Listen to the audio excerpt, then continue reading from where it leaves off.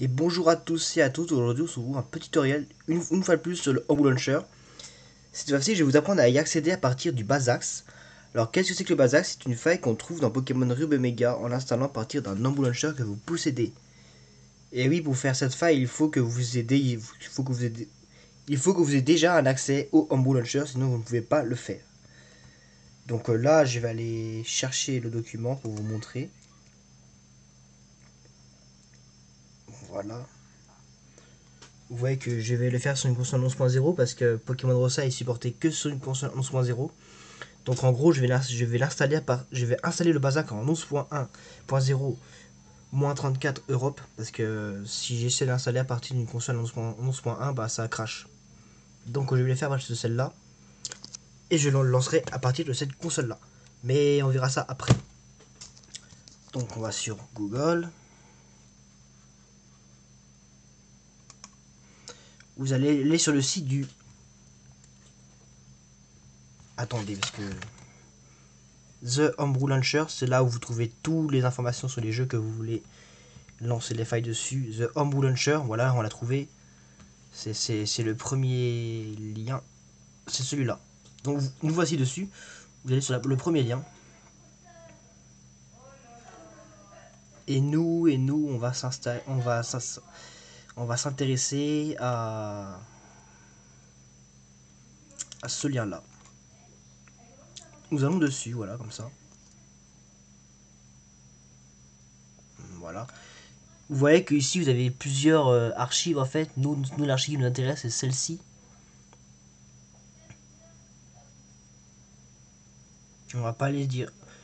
Vous voyez que ça me le télécharge automatiquement. Ça s'appelle Bazac Exploit Installer. Et tout simplement, ce fichier-là, attendez que je... j'ai pas mon lecteur de carte SD. Attendez 5 minutes.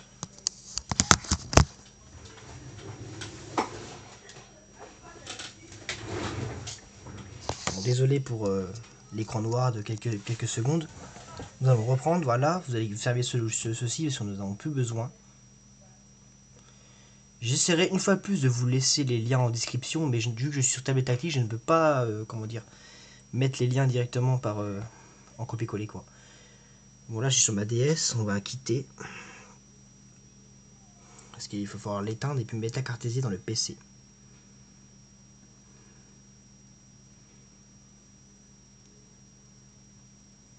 Donc voilà, vous éteignez votre console. Je vous ai fait montrer qu'elle était en 11.0. Là ce qu'on va faire, c'est qu'on va mettre la carte SD de notre 3DS dans le PC. Bon, voilà. Je tiens la tablette à une main, puis je fais tout à une main avec le lecteur SD et tout. Donc voilà. Je mets ça dans l'ordinateur. Par contre, j'ai des bugs avec mon lecteur de carte SD, je ne sais pas pourquoi. On voit que ça a fait un petit bug, donc on va faire ça. Donc voilà. Vous mettez votre carte SD dans votre support SD ou si vous avez un support incarné dans l'ordinateur, c'est super.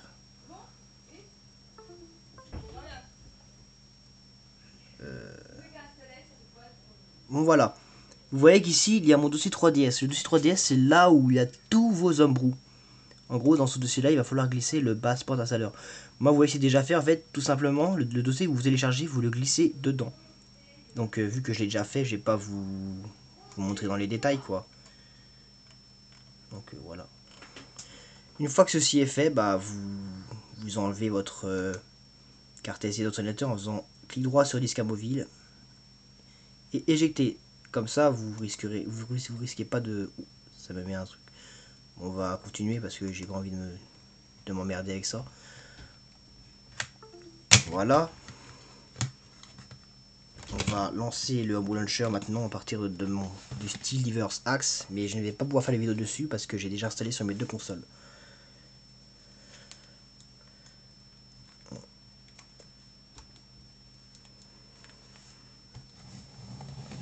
On se retrouve sur la 3DS, je l'allume, regardez. Bon, la qualité est pas super, je suis vraiment désolé. Pour le moment je filme avec du matériel de basse qualité, donc forcément.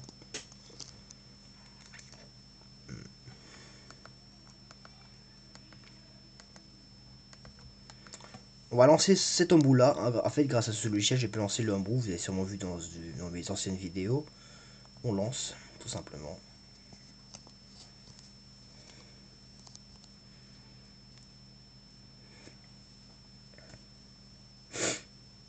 Et vous voyez que l'embout se lance. Pas de problème. Voilà, on va copier la sauvegarde du jeu parce que moi je vais pas laisser ce base axe en 11.1, je vais laisser en 11.0 parce que j'ai utilisé sur cette console là. Je vais extraire la sauvegarde de mon jeu si vous voyez ce que je vais faire. En gros, on va copier la sauvegarde. Export save. Vous voyez, j'ai plein de sauvegardes. En fait, grâce à ça, vous pouvez changer d'icône sans aller sur PKX. En gros, les icônes en gros que vous avez sur votre PSS. Vous faites new pour créer une nouvelle sauvegarde. Je fais A. Et on va l'appeler, je sais pas, on va mettre un H, allez. Un N ou un H, peu importe. La sauvegarde se copie, tout simplement. Vous faites A. Vous quittez en appuyant sur Start ou Exit qui est en bas ici. Vous allez dans le basax qui se trouve juste là. Vous sélectionnez votre cartouche. Bah ça se fait automatiquement, vous avez vu. Là, ça détecte la version 1.4 de la cartouche. Et oui, Pokémon Saphir Alpha et Omega ont été mis à jour en 1.4 il y a déjà un moment. Vous continuez en appuyant sur A. Là, il vous demande le firmware de la console où vous voulez installer le jeu. Et bah c'est le 3DS, on va juste remplacer le 0 par 1, le 33 par 34. Vous faites A. Ah mais je suis vraiment un boulet en fait. J'ai oublié de vous dire qu'il faut activer la communication sans fil. Et bah oui. Ça c'est fait, voilà. Je suis vraiment désolé, j'ai fait n'importe quoi. Vous relancez le basax, voilà. Parce que j'ai pas mis la connexion internet. Pour installer ça, il faut une connexion internet. Voilà, Pokémon Saphir Alpha 1.4, vous appuyez sur A. Comme tout de suite, là, vous faites 1, 11.1. Là, vous mettez 34. Et Europe, vous touchez pas parce que nous sommes en Europe. Voilà, ça charge. Installing.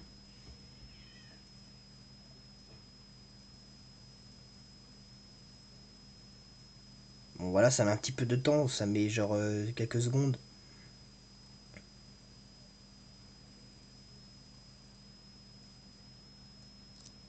Voilà. Ça me met que le Basac est installé avec succès. Bon, vous faites Start pour quitter l'application. Voilà. On va changer de console maintenant. Voilà. Je prends la cartouche Saphir Alpha. Ça marche aussi sur Omega, hein, mais uniquement sur Saphir Alpha et Omega. N'essayez pas de le faire sur XY, ça ne marchera pas. On va allumer l'autre 3DS. Oui. Parce qu'on va en avoir besoin.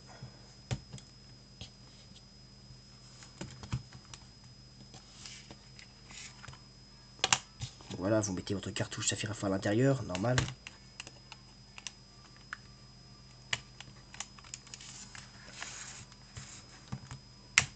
Alors comme je vous expliquais, à l'heure actuelle, il est en 11.1, il est impossible, je dis bien impossible, d'extraire une sauvegarde de Pokémon Saphir Alpha ou Omega. Ça marche que en 11.0, je ne sais pas pourquoi, depuis... c'est possible d'accéder de Homebrew en 11.1, la preuve, parce que je vous ai fait montrer dans d'autres vidéos. Mais vous ne pouvez pas extraire vos cartouches à Pokémon Ruby Omega et Saphir Alpha. Cependant, ça marche avec XY, je ne sais pas pourquoi. Donc dès que j'ai des informations supplémentaires à vous fournir, je vous les fais parvenir. Bon, je lance le subwar là. Ah mais non. Est-ce que faut que j'aille voir ça. Je vais vous montrer que, en gros, quand vous lancez un logiciel avec Saphir Alpha ou Omega, ça plante. En 11.1. Je ne saurais pas vous dire pourquoi. C'est sûrement à cause de la mise à jour de Nintendo. Ils ont patché ça. Ils en avaient sûrement ras-le-bol quoi. Qu'on hack leur jeu. Mais après, les jeux on les paye et puis on fait ce qu'on en veut quoi. Voilà, on va genre essayer d'extraire la sauvegarde. On va utiliser Save Manager. Pokémon Saphir Alpha. Puis vous allez voir normalement que ça va faire un écran jaune. Là, ça charge normalement. Et vous voyez que ça fait un écran jaune. Sur mon autre 3DS, ça me l'avait pas fait, mais là vous voyez que ça fait un écran jaune, je ne sais pas pourquoi. Vous éteignez, vous n'avez pas le choix, il faut forcer l'arrêt de la console. Du coup, vous maintenez power. Là, on peut lâcher.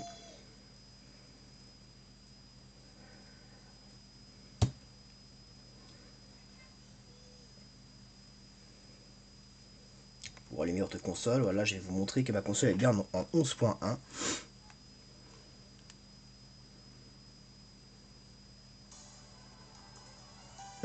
Attendez. Le temps que le menu se charge tout seul, parce que...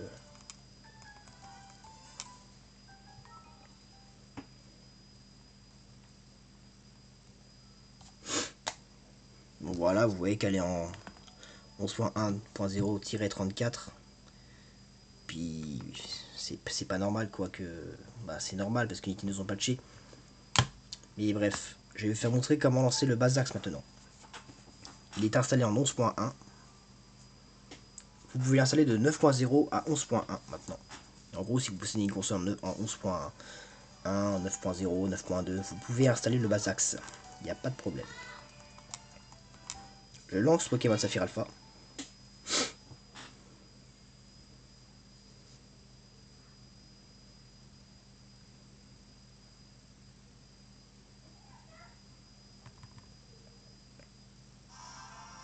Voilà, Pokémon Saphir Alpha. Il faut bien, par contre, il faut bien entrer dans le jeu. Normalement, vous devez avoir créé une base secrète avant de faire le tuto. Bon, moi, c'est déjà fait. On va aller dans la base. On va aller dans Edit. Il faut aller dans éditer le profil secret. Et vous sélectionnez nom de la team. Vous faites nom de la team. Et là, ça vous met un petit menu. Launch Axe Payload, c'est pour accéder au Homebrew Launcher. Utpat Axe Payload, c'est pour changer la mise à jour du Basax. Et Exit et Reboot, c'est pour quitter l'application, retourner sur le menu home de la console. Nous, on va faire Launch Axe Payload. Et vous voyez que le Homebrew Launcher se lance. Tout simplement. Voilà, vous voyez que je suis bien sur l'Homebrew. Bon, sinon, j'espère que ce tuto vous aura plu, qui vous sera peut-être utile pour certains d'entre vous. Mais n'oubliez pas qu'il faut un accès au Homebrew Launcher. Sinon, vous ne pouvez pas installer le Basax ou ni quoi que ce soit, quoi. Parce que après, la méthode Zelda Ocarina of Time, je ne peux pas la faire car je ne possède pas le jeu. Et c'est le seul point d'entrée actuel aujourd'hui qui, en gros, il faut une power save, il faut Zelda Ocarina of Time et installer la faille en 11.1 avec les dossiers qu'ils mettent sur le site du Homebrew. Sur ce, je vous laisse et puis à bientôt pour une prochaine vidéo.